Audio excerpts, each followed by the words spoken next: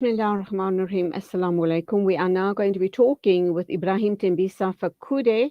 He is a senior researcher at Africa Asia Dialogues, AFRASID for short. We're going to be looking at an interesting article, shall I say, regarding the sad and interesting article regarding the 20 people that were shot at a tavern in Soweto over the weekend. And I think what is interesting or bemusing rather is the response from the government of Qatar suggesting that the tavern shootings is an act of terrorism. Let's unpack with Ibrahim ThembisaFekude. Assalamu alaikum to you. Welcome to the program. Wa alaikum salam. Thanks for having me. Sorry that we can't get you on video, but because of load shedding, there seems to be problems. But anyway, good to have you. Should we be worried about the statement, Ibrahim?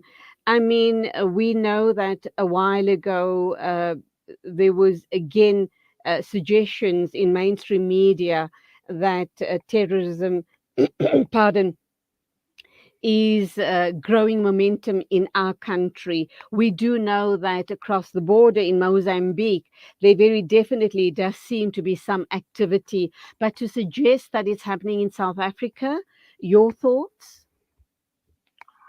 Well, I think that statement number one was since that the Minister of Foreign Affairs in Qatar has withdrawn it, following the protest from the South African government, suggests that it's a standard copy-paste statements whenever such events happen around the world. So Qatar, in solidarity with South Africa, because they've got interest in this country, they issued that statement. And one will assume that since it's Eid al-Adha time and its holiday season in the Middle East, probably was sent by a junior official from the office.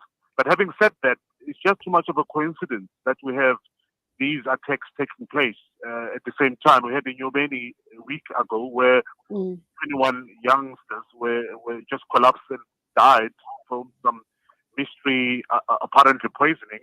Then you have this mass shooting happening in Orlando, Katlehong, and in Pietermaritzburg. So this is too much of a coincidence. So there's certainly something going on. And one expects that the South African security apparatus will come up with some answers instead of entertaining this low-hanging explanation that this is a result of gun proliferation and machism.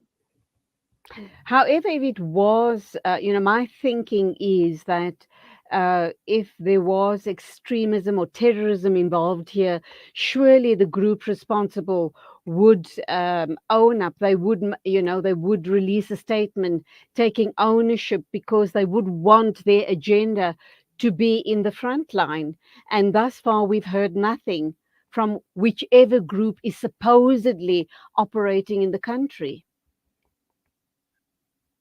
Well, I don't think the intention is for a grouping to take responsibility, but the intention for me is to destabilize, create some animosity and enmity within certain groupings or communities in South Africa. And after that, you'll have fingers pointing at a certain grouping. So we should be really, really concerned about this. And I'm not quite sure, particularly that there is a tendency around the world to blame certain groupings or certain group of individuals when this kind of thing, or certain group of communities when these kind of incidences occur.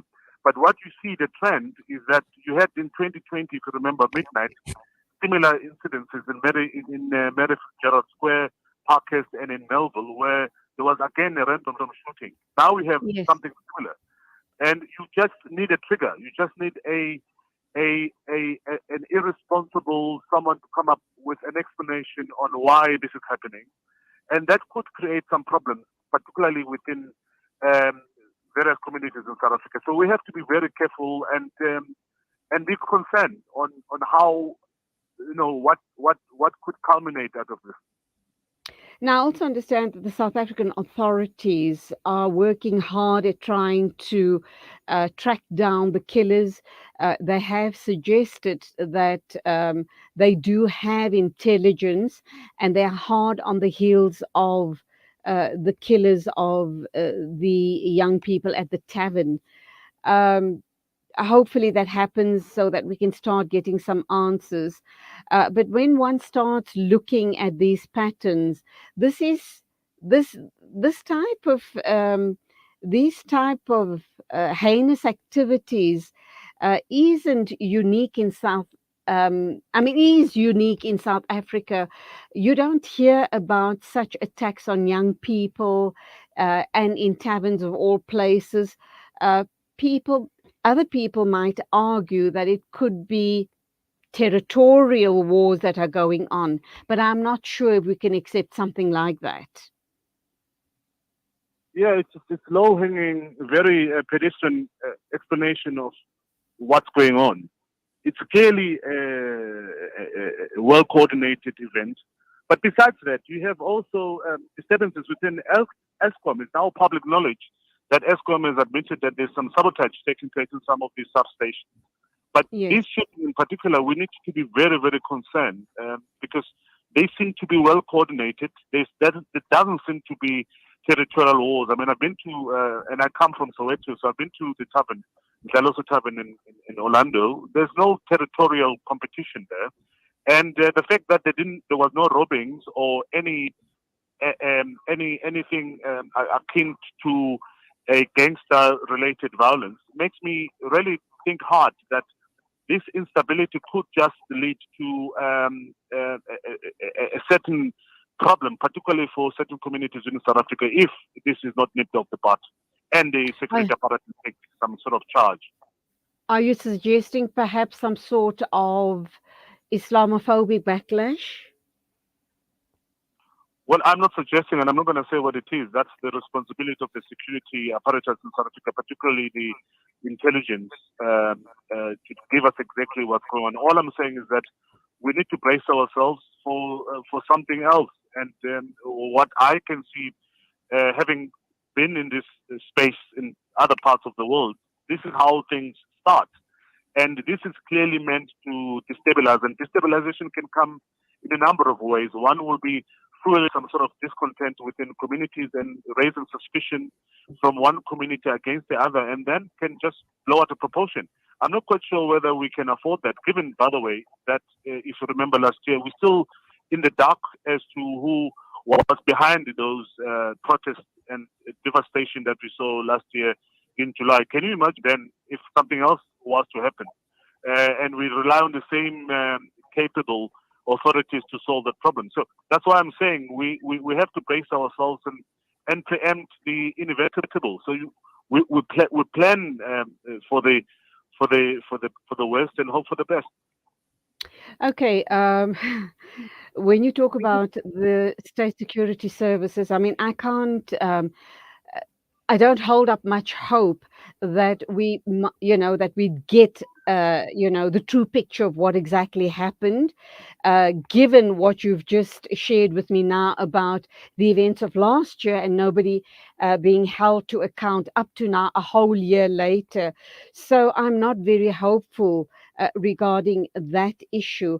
But let's assume, Ibrahim, that Qatar hadn't made that oops and released that statement. How differently would we as South Africans and the rest of the world be viewing this current situation now? How would we have been looking at it?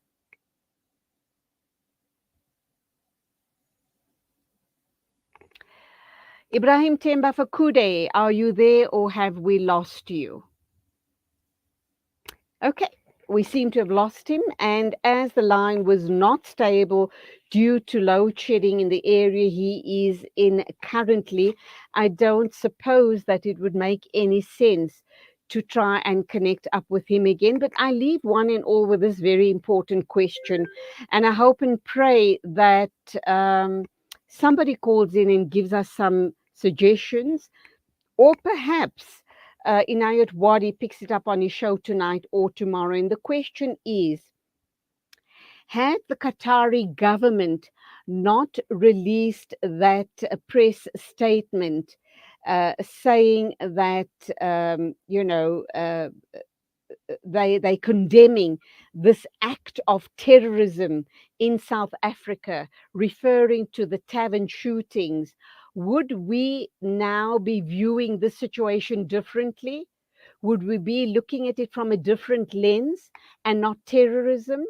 Would we be looking at it from a different lens, as in, you know, creating division amongst different racial groups in the country? And that's a very, very important question. And I leave you with that because we're not reconnecting with Ibrahim ThembisaFekude. We have our next interview standing by.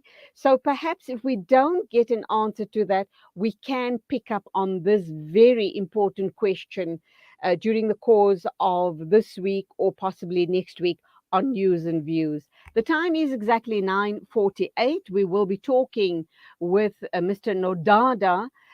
He is the MP for Education, and we're going to be looking at racism at schools.